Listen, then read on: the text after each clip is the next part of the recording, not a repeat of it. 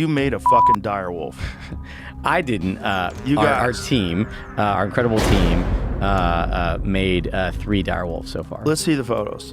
Jamie, bust out some photos. Ladies and gentlemen, prepare yourself, because this is truly fucking crazy. Yeah. That's the pup. Yeah. So this is so that's actually Romulus. We have 2 boys, Romulus and Remus, founders of Rome, and then we have Khaleesi, who's the new girl.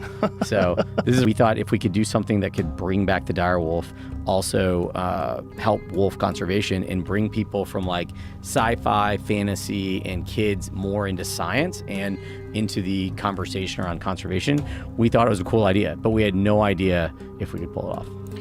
Is there dead dire wolves that were trapped in permafrost, or is... No, most of the dire wolf skulls out there, there's thousands of them in La Brea tar pits. So if you go there, they have this beautiful wall, but because of heat and acidification, there isn't anything that's protected. Like there's nothing you can get from that.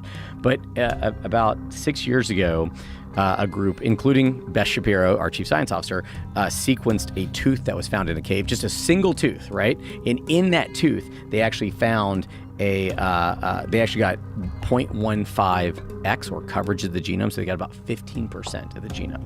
But that's not really enough. You need to get up to about 10x, meaning that you can read the entire genome about 10 different times, so that even if there are gaps, you understand enough of the core kind of coding regions that you could bring back that animal. Or Is this done by AI? it's done by AI and software, yeah. So could we scour the other museums and see if it's even possible?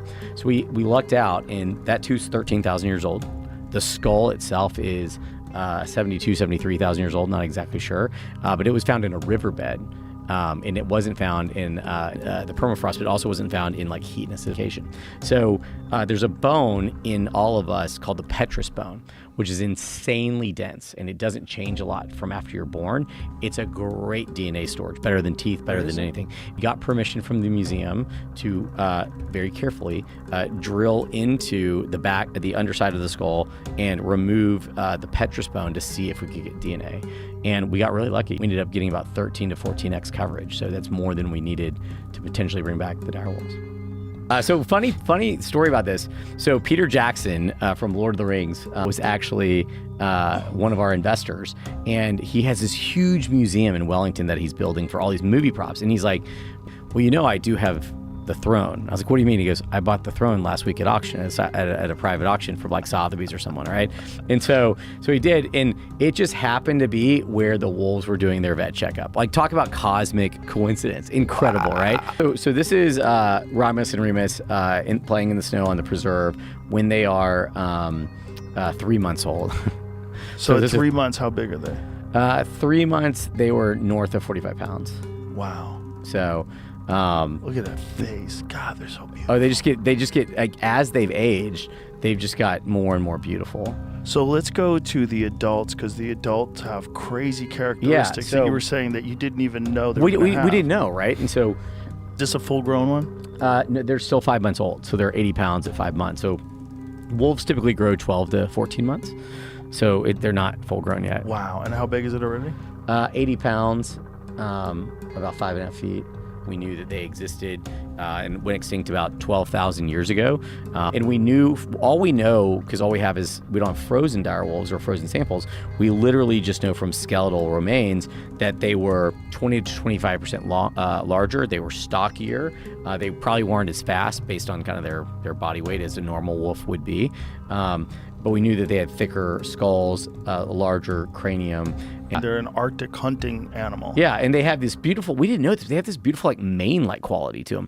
And when they're babies, you saw a couple of pictures, their fur almost feels like polar bears. It's crazy. Wow. Yeah, I mean, they're just beautiful. And so this is Khaleesi, who looks like a baby. Look at that little face. And we named Khaleesi for George R.R. Martin, obviously. Obviously. Who's an investor in Colossal. Oh, wow. Aww. Nature's cute little murderers. What are they eating there?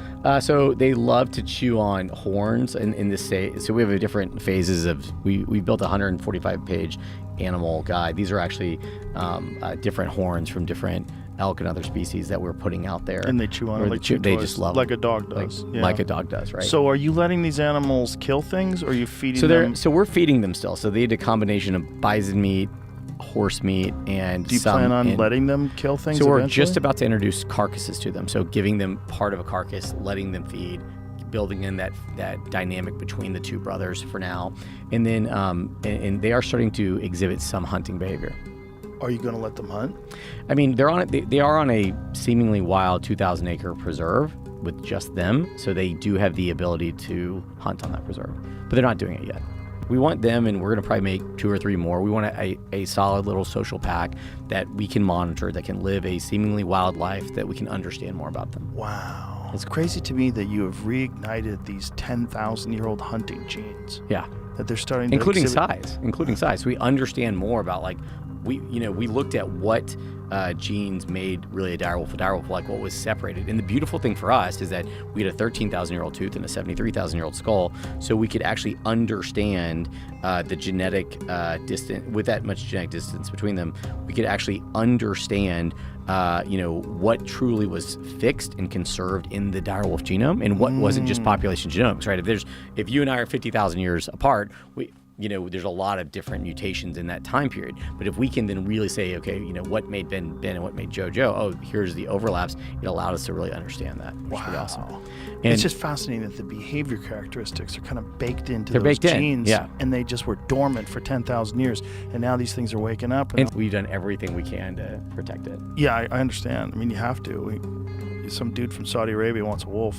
Yeah, exactly. Somebody wants a dire wolf. We get a lot of. We already get a lot of weird calls. But the other, I bet you the do. other thing though, someone is, with deep pockets. Oh, we get. Make me a dire wolf, my friend. I have everything they have in everything. my collection. We get a lot of weird calls. Yeah.